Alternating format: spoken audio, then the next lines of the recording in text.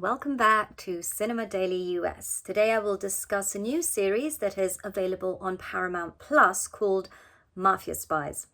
This compelling 6-episode docuseries is based on the book by Thomas Maier that unveils how the CIA hired the Mafia to kill Fidel Castro. That in turn was inspired by the JFK files that were released in 2017 and 2018. Mafia Spies is the latest investigative work of the production company Creative Chaos VMG, which was also behind Paramount Plus's docuseries Murder of God's Banker. Mafia Spies is directed by Tom Donahue and produced by Danny Strong Productions, See It Now Studios, and of course Creative Chaos. For the latter, Tom Donahue and Alana Arboleda serve as executive producers and co-showrunners, and Jessica Maturano is co-executive producer. So, let's get to it. There's lots to say, and there's also the desire not to give away too much in my review. So I will focus on introducing some of the main characters involved that are presented through old footage, effective reenactments, and the storytelling of the interviewees. Above all, Mafia Spies brings us into an angry white male environment where men are the doers and women are on the sidelines and often used as pawns for the male strategies. So who are the actors involved in the attempts to kill Fidel Castro? Well, there's Alan Welsh Dulles, who was head of the CIA and was fascinated by a classic of the espionage genre. Rudyard Kipling's book, Kim, apparently inspired him to enter this line of work. Why, you may wonder? Because knowledge and information are equal to power, a theme that echoes throughout Mafia Spies. Then there's Sheffield Edwards, also part of the CIA, and he's the one who suggested that they used a middleman to contact the Mafia for the crime. The chosen man was Robert Maheu, an FBI agent and CIA fixer who even worked for Howard Hughes and apparently inspired the television series Mission Impossible. Through Maheu, there's the involvement of two characters that we could define as the protagonists of the entire plot to get rid of Castro: Johnny Roselli and Sam Giancana.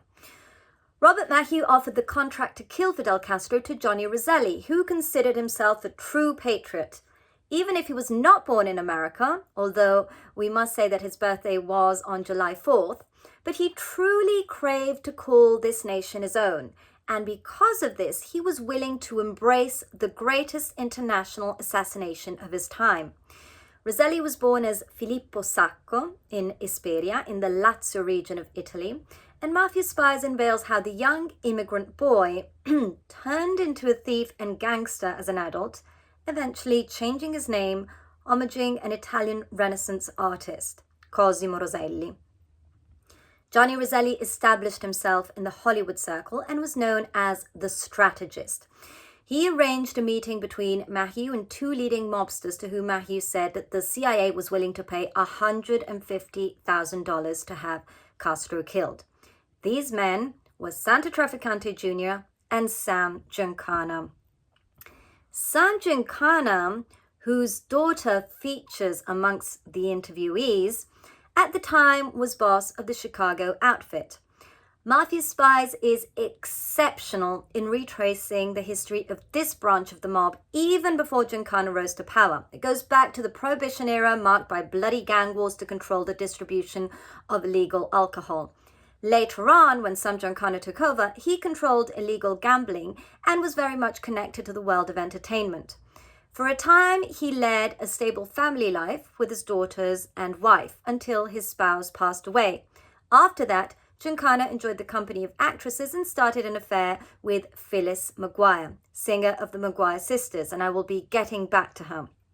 Apparently, the two were introduced by Frank Sinatra, and this is only one of the giveaways of how the Voice and his friends of the Rat Pack mingled with the members of the Mafia.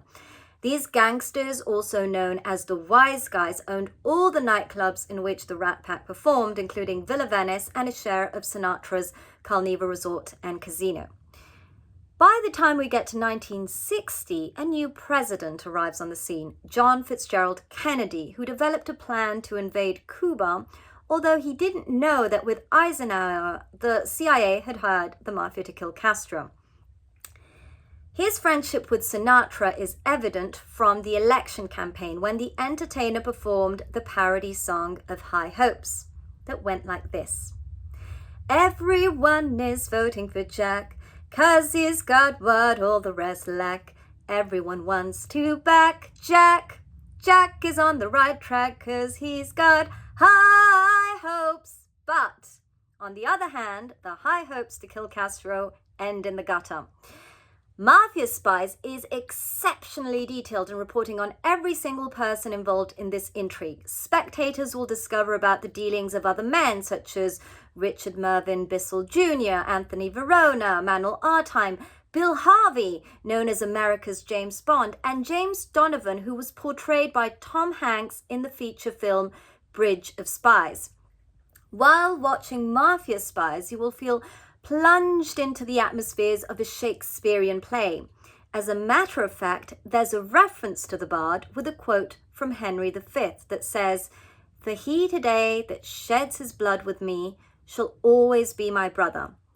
With this quote, we can truly perceive how the men involved are the puppeteers pulling the strings of the action, and they also use some women for their purpose. The first lady in action we come across is Marita Lawrence, who had an affair with Fidel Castro and agreed to aid the CIA to smuggle poison pills in his food, but failed. Another woman is Phyllis McGuire that I mentioned earlier on, Giancana's mistress, who had a concurrent affair with President John Fitzgerald Kennedy. Also, Judith Campbell Exner had an affair both with JFK and Giancana. And usually these love triangles served as weapons to blackmail the president and those in power. So we definitely see how Mafia Spies uncovers the toxic masculinity in this story. But it also places the Cold War under a microscope. By doing so, this fragment in time becomes a parable of the world's political tensions that we are still traversing today.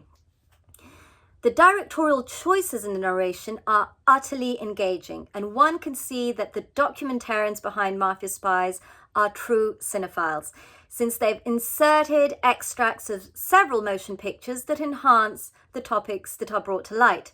For instance, a scene of The Godfather is craftily included to show how Cuba was being split between mobsters, just like the cake that is divided amongst the Corleone entourage.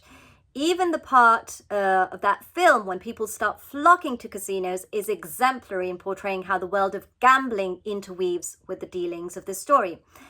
And I found it so ingenious to use the very first line of The Godfather with the man who says, "I believe in America," to mirror Johnny Roselli's Stars and Stripes patriotism.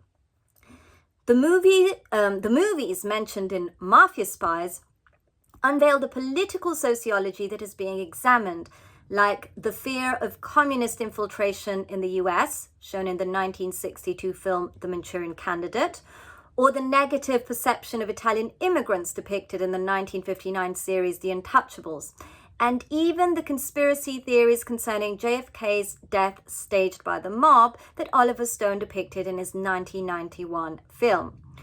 All in all, Mafia Spies is a remarkable account of the espionage plots and James Bond-like killing devices used for the ambitious attempts to kill Castro. And ironically enough, the true last man standing is Fidel Castro, who passed away at 90 on November 25th of 2016. It is unbelievable how he survived so many assassination attempts. As a matter of fact, there's a Cuban TV series called El que debe vivir, He Who Must Live, that goes through all the attempts to kill Castro, and it charts a total of 638 throughout his lifetime. The ones portrayed in Mafia Spies are just a portion, but they changed history and give us a better understanding of current times.